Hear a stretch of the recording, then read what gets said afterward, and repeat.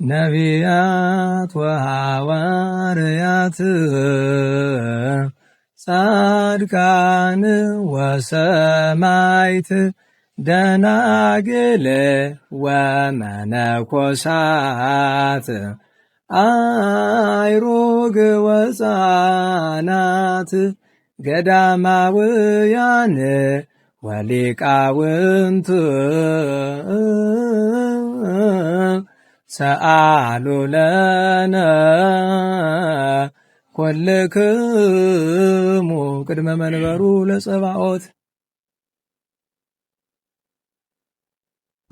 በስመ አብ ወወልድ ወመንፈስ ቅዱስ አሐዱ አምላክ አሜን። መጋቢት 6 ቀን የሚከበሩ የቅዱሳን በዓላት፦ ቅዱስ ቴዎዶስዮስ። በሀገረ ኒቅያ በእመቤታችንና በአምላክ ልጇ የሚያምኑ 318ቱ ቅዱሳን ሊቃውንት ተሰብስበዋል። ከእነዚህ አንዱ ቅዱስ ቴዎዶስዮስ እንደሆነ በትውፊት ይታመናል። የጉባኤውስ ነገር እንደምን ነበር ቢሉ፣ የሊቢያው ሰው አርዮስ ጌትነት ገንዘቡ የሆነ ጌታችን ኢየሱስ ክርስቶስን ክዶ ሊያስክድ ሲሯሯጥ በፈቃድ እግዚአብሔር በጻድቁ ንጉሥ ቆስጠንጢኖስ ጥሪ 2348 ምሁራን ከመላው ዓለም ተሰበሰቡ። ጥሪው የተላለፈው በወርሃ ሚያዝያ ሲሆን በመንገድ ችግር ሁሉም ተጠቃለው ኒቅያ የገቡት መስከረም 21 ቀን ነበር። ከተሰበሰበው ብዙ ሰው መካከል የአበውን ደቀ መዛሙርት ሳንቆጥር ሃይማኖታቸው የቀና ምግባራቸው የጸና 318 አበው ሊቃውንት ተገኙ። እነዚህ አባቶች ሊቃውንት ሲባሉ እንዲሁ በእውቀት ብቻ የበሰሉ እንዳይመስሉን። 318ቱ አበው እኩሎቹ በዘመነ ሰማዕታት እጅና እግራቸውን የተቆረጡና ለሃይማኖታቸው ብዙ ዋጋ የከፈሉ ናቸው። እኩሎቹ ደግሞ በገዳማዊ ሕይወት ያጌጡ፣ ፍቅረ ክርስቶስ በውስጣቸው የሚነድ የመንፈስ ቅዱስ ቤት ናቸው። እስኪ እናውቃቸው ዘንድ የጥቂቶችን ማንነት በስምና በመገለጫ እንመልከት። አንደኛ፣ ቅዱስ ቶማስ ዘመራስ በዘመነ ሰማዕታት ለ22 ዓመት ሲቆራርጡት ኖረው በጉባኤው ላይ የተገኘው ያለ እጅ፣ እግር፣ ጆሮ፣ ከንፈር፣ ቅንድብ ነው። ሁለተኛ፣ ቅዱስ አትናቴዎስ ሐዋርያዊ ስለ ቀናች እምነት ለ50 ዓመታት የተጋደለና ለ15 ዓመታት በስደት የኖረ ነው። ሦስተኛ፣ ቅዱስ እለእስክንድሮስ ሊቅ ከሰማይ ብርሃን ይወርድለት የነበረ አባት ነው። አራተኛ፣ ቅዱስ ቴዎዶስዮስ በምድረ ቆሮንቶስ መከራን የተቀበለ። አምስተኛ፣ ታላቁ ቅዱስ ባስልዮስ በጸሎቱ አጋንንትን ያንቀጠቀጠ ነፍሳትን ከሲኦል የቀማና ከከቢነ እሳት የደረሰ አባት ነው። ቅዱስ ጎርጎርዮስ ዘአርማንያ ስለ ቀናች እምነት መጸዳጃ ጉድጓድ ውስጥ ለ15 ዓመታት ተጥሎ የኖረ ሰማዕት ነው። ቅዱስ ኒቆላዎስ ዘሚራ ከሕፃንነቱ የተቀደሰ በበረሃ የተጋደለ በዘመነ ሰማዕታት ብዙ መከራን የተቀበለ አባት ነው። ስምንተኛ፣ ቅዱስ ያዕቆብ ዘንጽዊን በደግነቱ ሙታንን ያስነሳ፣ ወንዝን በጸሎት ያቆመ፣ በንጽሕና የተጋደለ አባት ነው። ዘጠነኛ፣ ቅዱስ ሶል ጴጥሮስ ቅዱሱን ንጉሥ ያጠመቀ፣ ቁስጥንጥንያን በወንጌል ያበራ ሊቅ ነው። አስረኛ፣ ቅዱስ ኤዎስጣቴዎስ ስለ ቀናች እምነቱ ብዙ ግፍን የደረሰበትና በስደት ያረፈ አባት ነው። ለአብነት እንዲሆኑን እነዚህን አነሳን እንጂ 318ቱም ሊቃውንት ስለ ቤተ ክርስቲያን ተግተው የተጋደሉ ብዙ ዋጋም የከፈሉ አባቶች ናቸው። በወቅቱ ታዲያ ቤተ ክርስቲያንን የበጠበጡ ብዙ መናፍቃን ቢኖሩም አርዮስ ግን ከመጠኑ አለፈ።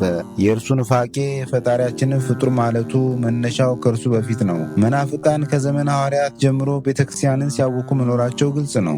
በተለይ ደግሞ ቢጸ ሐሳውያንና ግኖስቲኮች የወለዷቸው እሾዎች አባቶቻችንን እንቅልፍ ነስተው ነበር። የሚገርመኝ በዘመኑ እንደነበሩ መናፍቃን ኃይለኝነት የእኛዎቹ ከዋክብት ሊቃውንት ባይኖሩ ምን ሊፈጠር እንደሚችል ያሳስብ ነበር። ግን እግዚአብሔር ለሁሉ እንደሚገባ ያዘጋጃልና አበው ብርቱ መናፍቃንን በብርቱ መንፈሳዊ ክንድ እያደቀቁ ከጎዳና አስወገዷቸው። የዛሬውን ደካማ ትውልድ ደግሞ የአርዮስ ልጆች 2-3 ጥቅስ ይዘው ሲያደናብሩት ይውላሉ። ሐረገ መናፍቃን በርጉም ሳምሳቴ ጳውሎስ በመርቅያንና በማኒ ይጀምራል። በእርግጥ አርጌንስና የግብፁ ቀሌምንጦስም ተቀላቅለዋቸዋል። እርጉም ሳምሳቴ ዲያድርስን በኑፋቄ ወልዶታል። ዲያድርስ ሉቅያኖስን፣ ሉቅያኖስ ደግሞ አርዮስን ወልደዋል። ይህ አርዮስ እጅግ ተንኮለኛ በመሆኑ ልክ እንደ ዘመኑ መሰሎቹ ግጥምና ዜማ እየጻፈ በየመንገዱ እያደለ በየቤቱ እየሰበከ ብዙዎቹን በኑፋቄው በከለ። በመጀመሪያ ተፍጻሜተ ሰማዕት ቅዱስ ጴጥሮስ አስተማሪው መከረው። ባይሰማው ከአንዴም 2 ጊዜ አወገዘው። ቆይቶ ሰነፍ ጳጳስ አኪላስ ቢፈታውም ሊቁ ቅዱስ እለእስክንድሮስ እንደገና አወገዘው። እንደ አርዮስ ሐሳብ መድኃኒታችን ክርስቶስ የባሕርይ አምላክ አይደለም ሎቱ ስብሐት በማለት ክርስትናን ከስሩ ፈንቅሎ መጣል ነው። ስለ ክርስቶስ እግዚአብሔር እግዚአብሔርነት ብሉይም ሐዲስም እየመሰከሩ በትንቢተ ኢሳይያስ ምዕራፍ 9 ቁጥር 6፣ በመዝሙረ ዳዊት ምዕራፍ 46 ቁጥር 5፣ በመዝሙረ ዳዊት ምዕራፍ 77 ቁጥር 65፣ በትንቢተ ዘካርያስ ምዕራፍ 14 ቁጥር 4፣ በዮሐንስ ወንጌል ምዕራፍ 1 ቁጥር 1፣ በዮሐንስ ወንጌል ምዕራፍ 10 ቁጥር 30፣ በራዕየ ዮሐንስ ምዕራፍ 1 ቁጥር 8፣ የቅዱስ ጳውሎስ መልእክት ወደ ሮሜ ሰዎች ምዕራፍ 9 ቁጥር 5 እንደተገለጸው አርዮስና የዛሬ መሰሎቹ አንዲት ጥቅስ ይዘው ክርስትናን ከመሠረቱ ለመናድ መሞከራቸው በእርግጥም ከሰይጣን መላካቸውን ያሳያል። በወቅቱም በመወገዙ ተበደልኩ ብሎ የጮኸው አርዮስ ከሁለቱ አውሳቢዮሶች ባልንጀሮቹ ዘቂሳርያና ዘኒቁምድያ ጋር ሆኖ ወደ ቅዱስ ቆስጠንጢኖስ ሄዶ ከሰሰ። ቅዱሱ ንጉሥም የጉዳዩን ክብደት ተመልክቶ የዓለም ሊቃውንት ይሰበሰቡ ዘንድ አዘዘ። ከሚያዝያ 21 እስከ መስከረም 21 ተጠቃለው ገቡ። በ325 ዓመተ ምህረት በእኛው በ318 ዓመተ ምህረት ለ40 ቀናት የሚቆይ ሱባኤን ያዙ። ሱባኤውንም ሲጨርሱም በአራቱ ፓትርያርኮች እለእስክንድሮስ፣ ሶል ጴጥሮስ፣ ዮናክንዲኖስና ኤዎስጣቴዎስ መሪነት፣ በእለእስክንድሮስ ሊቀመንበርነት፣ በአትናቴዎስ ጸሐፊነት ጉባኤው ተጀመረ። በጉባኤ ሙሉ ስልጣን በሰማይ ከፈጣሪ በምድር ከንጉሡ የተሰጣቸው አበው አርዮስን ተከራክረው ከነጀሌዎቹ ምላሽ አሳጡት። ክርስቶስ አምላክ ወልደ አምላክ ስገው ቃል ራሱም እግዚአብሔር መሆኑን አስረዱት። በጉባኤው መጨረሻም አልመለስም በማለቱ አርዮስን አወገዙት። ጸሎተ ሃይማኖትን ለመንግስቱን ፍጻሜ የለውም እስከሚለው ድረስ ተናገሩ። ፍትሐ ነገሥትን ሥጋዊና መንፈሳዊ ብለው አዘጋጁ። ሥርዓተ ቤተ ክርስቲያንን እንደሚገባ አደራጁ። በስማቸው የሚጠራ አንድ ቅዳሴንም ደረሱ።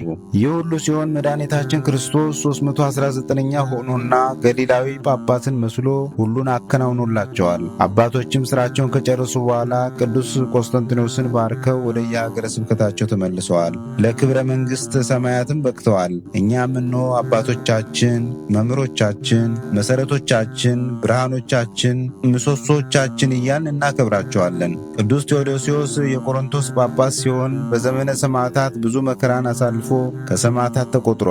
ነገር ግን አልተሰየፈም ነበርና እስከ ጉባኤ ኒቅያ ቆይቶ የጉባኤ ተሳታፊ ሆነ።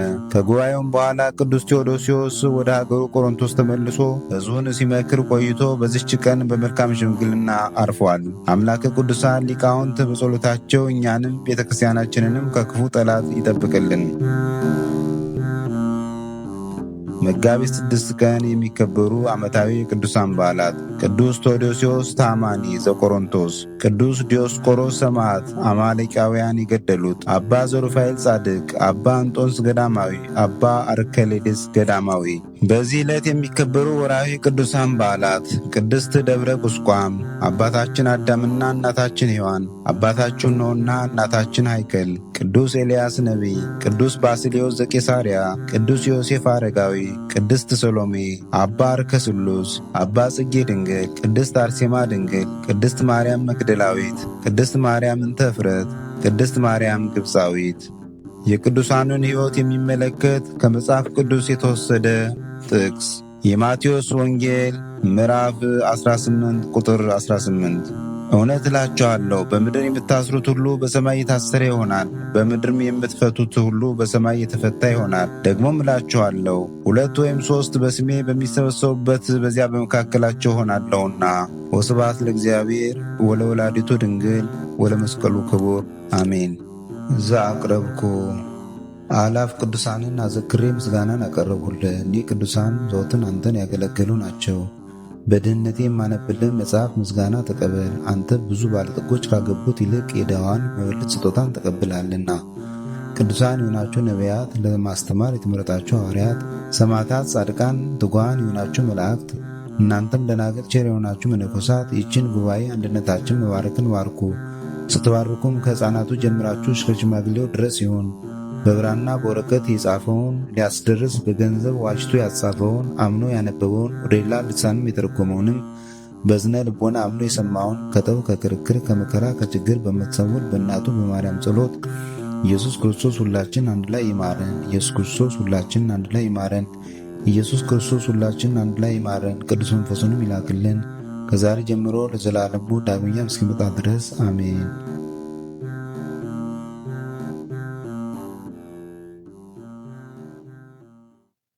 ነቢያት ወሐዋርያት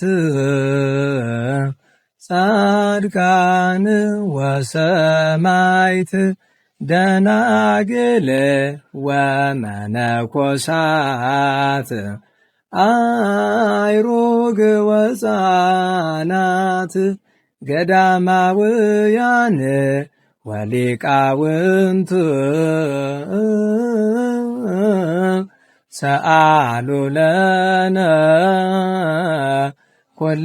ኰልክሙ ቅድመ መንበሩ ለጸባኦት